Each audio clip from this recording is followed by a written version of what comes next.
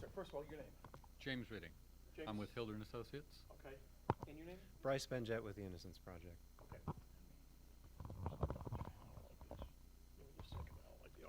Okay. Okay. Tell me the purpose of today's hearing. The purpose of today's hearing was for the judge to hear the side's position about whether DNA testing should go forward in this case, so he can make a careful decision based on the additional briefing and evidence that we have supplied the court. What was the purpose? Oh, yep. No, it's not that the Texas Court of Criminal Appeals doesn't want to see the evidence. What they instructed the court was that we had not met our burden of proof of showing that there was biological evidence, and they sent it back to the trial court, like often happens in trials, whether you're talking about a civil or criminal case, in order for the parties to establish their positions. And we have made additional argument and pointed to additional evidence that we think proves absolutely certainly that there is biological material that should be tested under Chapter 64. The DA's position has always puzzled me, because at the very beginning of these proceedings they said that they wanted DNA testing and they didn't want to see an innocent man put to death, and they wanted to have every rock unturned, and then they have switched positions. So you'll have to ask the DA why they switched positions from their initial stance. Now, I talked about some of this DNA or some of this biological material that may have been out in the elements basically for the 25 days, plus we're now looking at what, 15 years. Sure. If I can answer that. Go ahead. The Innocence Project does DNA testing all over the country in cold cases. Frequently, we have cases 15, 20 years old where DNA testing on various items, similar to the ones in this case, proves people innocent. It's happened time and time again. We've made our request to the judge. He's heard us out, and we hope he makes the right decision. Okay. What about Larry? How is he holding up this this whole thing? I mean, back and forth and on pins and needles. How is he holding up on this?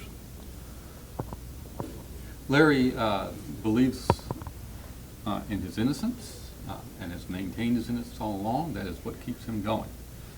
He has shown extreme fortitude under these terrible circumstances of numerous execution dates, but his conviction, he is an innocent man, and our conviction that he is an innocent man, has kept him going. Okay. All right. Thanks. Anything else you know? 1, 2. Okay. One more time. Your name one more time? James Ritting. James? James Ritting. Spell your last name. R-Y-T-T-I-N-G. Okay. James, tell me about the DNA. What was tested, what wasn't tested, and why it's so important in this case. There's numerous items that were tested, mainly items that the state hoped would link Larry Swearingen to Melissa Trotter, or Melissa Trotter, of course, to Larry Swearingen. And they never found anything on Melissa Trotter that linked Larry Swearingen by DNA, even though the state maintained that she'd been beaten and raped by her assailant. So if he was the guy, there certainly should have been transfer from Larry Swearingen. And we're saying that whoever assaulted that girl would have left stuff behind, and we need that tested.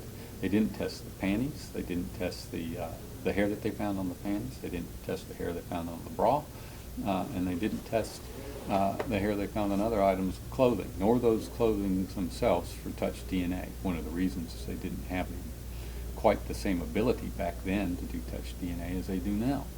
But given the state's own theory of the case, which was there was a violent encounter with an attacker who, after he knocked her out, according to the state, subsequently raped the girl, there's got to be transfer to clothing and everything else, and to clothing in this case, and that's what we're asking to be tested. Okay. Now, in the Article 64, the Chapter 64, explain that a little bit more. Chapter 64 provides a legal mechanism for conducting DNA testing. It provides specific standards and procedures that both sides have to follow, and that's why we ask that testing be done under that statute. Okay. All right. Okay, so first of all, your name? Charles Trotter. Charles, tell me what you think of the case, the way it's going right now. Well, the defense is trying to leave the impression that no DNA testing has been done. That's entirely wrong. That's a false. The pantyhose, for example, which he brought up in this hearing, was tested, and there was hair on those pantyhose, which he mentioned, but what he failed to mention is that the DNA testing of those hairs went to his common law wife and himself. They found his hair and the hair of his common law wife on the pantyhose. They also tried to leave the impression that some unknown person planted those pantyhose in the trash bin. Well, trial testimony of the landlord and his wife, they found the pantyhose in his residence. They are the ones that put it in the trash bin while they were cleaning up the place to rent to someone else. Okay, so they're basically, the evidence was tested, is what you're saying? Yes, Okay. it's been tested. And not only that, but their laboratory, 2 of their laboratories had the evidence, and they were free to test that evidence for any DNA they wanted to at that time. They did not do it. Okay. What about, how hard is this? I mean, y'all have been back and forth for over 15 years now in this case. This case is over. The district attorney's office is correct. The Court of Criminal Appeals has made it very clear that all the DNA evidence that needed to be tested was tested, that they have not shown any reason for further testing, and in fact, all the testing that has been done has all pointed back to him, or the case of the little speck of blood, which was determined years ago, is probably contamination from a lab technician somewhere. This evidence has been sent to laboratories in Texas, out of state. The FBI has tested some of this stuff. In fact, it was the FBI who put the pantyhose together. Yes, this came from here and here, and this is what killed her. All that was in his residence.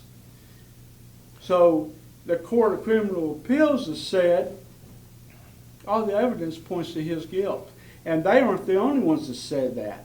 The Fifth Circuit Court and the federal courts, I believe her name is Judge Harmon, in her written findings, she went through every single piece of evidence, and her conclusion was he's guilty. So not only has the state courts found the evidence to be valid and points to his guilt, but the Fifth Circuit Court found the same thing. Okay. So what more is there? What do you think about the judge's delay on this thing? Is there, you think I there's something in believe there? that he has probably a moral issue with signing a death warrant. I don't believe he would sign a death warrant in this case or any other case. And I believe that in 2 years' time, that's for the people of this county to determine if they want him to be a judge or not. Appreciate it, sir.